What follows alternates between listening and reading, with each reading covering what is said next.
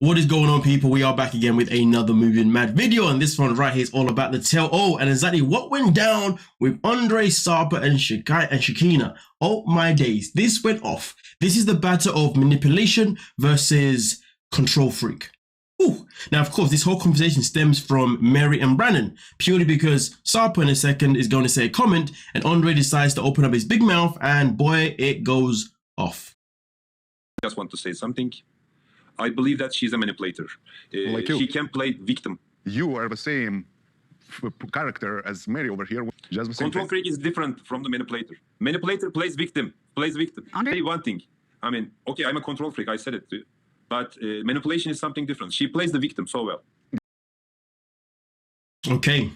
Here's the thing though. Is there a difference between manipulation and controlling someone? Is there a difference? Yes, there is. You know, because obviously if you're a control freak, generally speaking, you're not going to try and tell someone to do something in a sly way. You're just going to tell them, hey, I want you to do this. Literally, you're literally giving them orders. You know what I mean? But when it comes to manipulating now, like he said there, you're generally going to always make things about yourself, and you're always going to play, you know, the victim role 100%. And Mary does play the victim role a lot of the time. And we've seen Mary do manipulation tactics towards Brandon throughout the season. To be fair, we've seen her do both elements of being a manipulator and also being a control freak. But obviously the control part of her definitely stems from the fact that she is manipulative. Why does she manipulate? Because she comes from a place of trauma. But at the same time, so does Brandon. But hey, that is here or there. But of course, in this situation here, Andre is now trying to make a point out of Sarpa. And for me personally, I find it kind of weird. It kind of felt scripted personally because Tanya's reaction was very quick. She looks at Andre seconds before he is about to say it. And I'm like, But either way though, he's a control freak the same as the manipulator. Like I said, for me personally, there's definitely a difference between the two. You're a control freak, she's a control freak. Toxic relationship. Who is talking? Huh? Someone is giving me advice, which is the most toxic man in the history, maybe. I am the most toxic man. Because he uses his love to manipulate you so you do things because you want to please him. And so that's how the manipulation works in y'all's relationship. I don't call. You see, this is a very interesting thing, isn't it? Because when it comes to Mary, she does use the emotions of their relationship to control everything, which is manipulation. Sarpa doesn't actually use the emotions of his relationship to control anything. He literally just tells you, this is what I want. And that's that. Damn. I mean, you might as well call Sarpa a dictator, to be honest with you. Call myself manipulative because I do it direct. I say it direct to Shekinah what I want. She Manipulative means. Yes, I do. I've been in plenty of manipulative relationships with men like you. And What do you categorize me in men like me? Like what? you're manipulative to your wife. It's very evident in your relationship to be manipulative. He told me to. I'm happy with that. I mean, listen, that's the question. Does Andre manipulate Libby? I mean, we've all seen it before, right? Would we say that he manipulates Libby and the family? Or would he say that he's a control freak towards Libby? If you ask me, I'd definitely go down the manipulator route 100%. But hey, man, I feel like sometimes in life, people have different meanings for different things, and that's where things can get very confusing. And I do feel like Andre is definitely on the wrong path. I definitely feel like his perspective of manipulation compared to control freak is two different things. But fair enough, though, do they both fall underneath toxic relationship? Yes. I mean, subjective, because you could say somebody that doesn't like to be submissive maybe doesn't see it as toxic, because maybe it's not toxic because it works for both of you, because there are people out there who have a very healthy relationship with someone being submissive and other one being dominant. So I guess when it comes to control freak, that one is subjective, whether it's toxic or not, depending on who is involved. But when it comes to Sarpa and Shekinah now, is it toxic? Well, I'm going to say yes for the most part. Sometimes maybe not, but for the most part, probably yeah. But hey, we continue. Teaching me how to manipulate him. I never was manipulative. Sorry that you're disappointed that it's not working out. They are the perfect couple. Yeah. Thank you, Danielle. That's the first real thing you've ever said. Every single couple that has been talking for the last 5 minutes, they're all very toxic. All of them. Guys, that's how we. I mean, listen, that's probably the most realist thing that I heard in the whole episode, to be honest with you. The most realist thing that I heard, you know. In fact, it's probably the most realist thing we've ever heard in any episode of 90 Day Fiancé, especially tell-alls.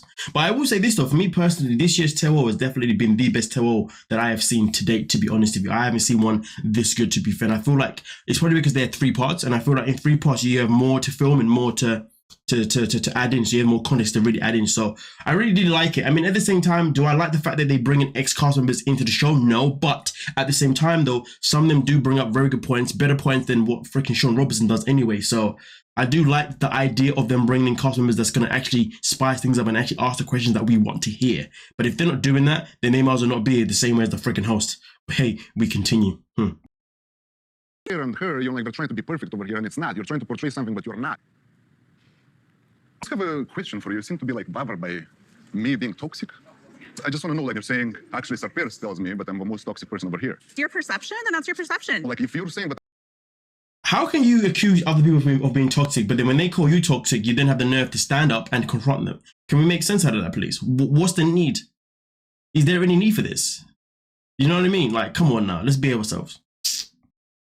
I'm toxic, I want to see why I'm toxic. I don't remember calling you toxic. Why do you like to challenge women? I'm challenging you as a couple. Defending you because he like seems to be like. I don't need to be defended in this situation. Why are you attacking me? Why do you need to be defended? You just said he's not defending me. Why do I need to be defended if you're not attacking me? You're confusing me, so go sit down. You were telling me to sit down. Yeah, you're not going to tell me to sit down. Bye, Andre. Then stand there all day. By the way. I mean, honestly, man, like, you know, Andre talks about manipulation. He also talks about control freak, right? Well, he talks about manipulation, to be fair, not necessarily control freak. And it's crazy because he denies the whole control freak situation. Denies, you know, well, he doesn't deny being toxic, but he definitely kind of like doesn't like the fact that he was called manipulative. And he was actually, to be fair, he didn't even like toxic, to be fair. What am I talking about?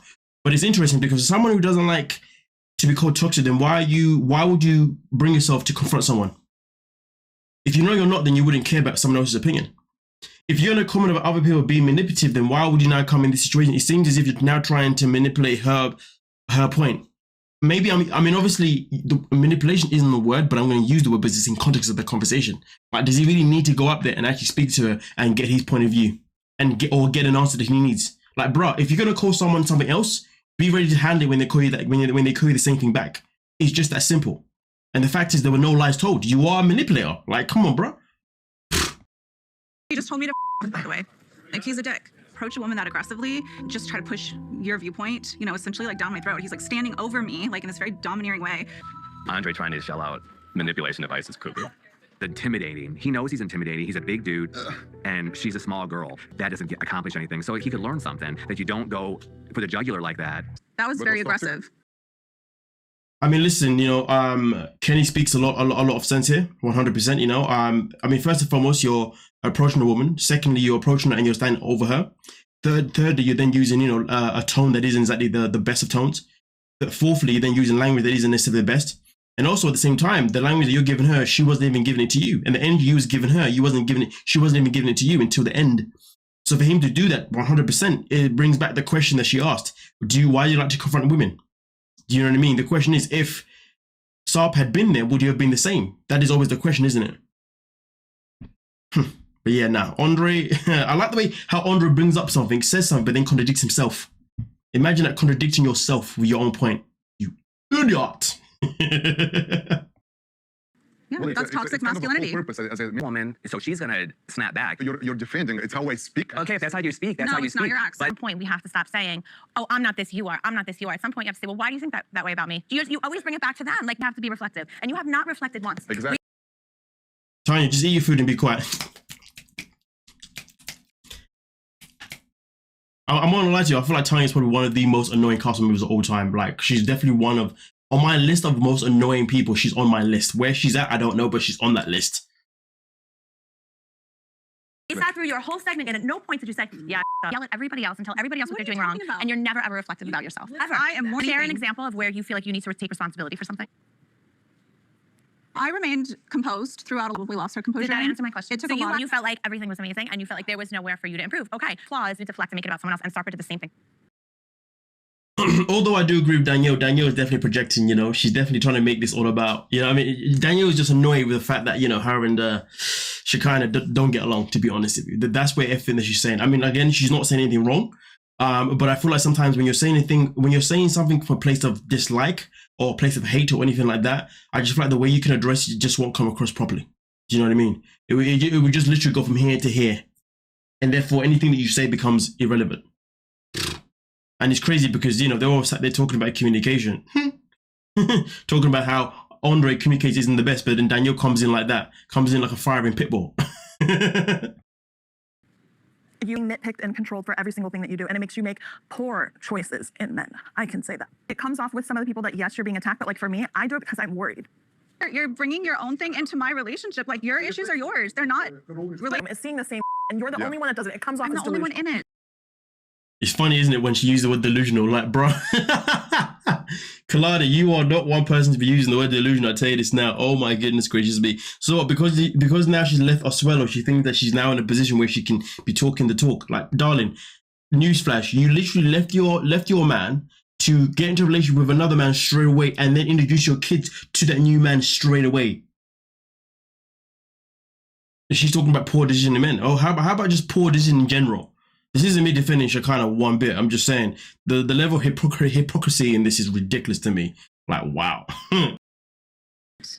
And in the end, when we were at the tell-all, I'm so perfect now. So leave it at that note. Like everybody should. We've never used that word. Actually, no, you did use that word because when I said you're the only perfect couple, you said out loud that's the first real thing you I was said being all day. sarcastic, Well, you said it. You Danielle. clearly I was thought being that. sarcastic But because you were being such a freaking little genius in that moment. Why they're wrong. No, I don't. Yeah, we're all stupid. We're all toxic. You guys can just talk about it with yourself. I mean, listen, personally, would I stand up and walk away? 100%. I would have gone a long time ago. I ain't letting no one ambush me like that. Are you mad? I'd have been long gone. I'm surprised it took her that long to actually get up and go, to be honest with you. So I don't blame her for that. But at the same time, though, there were a lot of truth that was said, obviously, in that little last scene itself in particular. Obviously, truth that, I don't disagree with, just disagree with the people that are saying it and also how they're saying it, to be honest with you.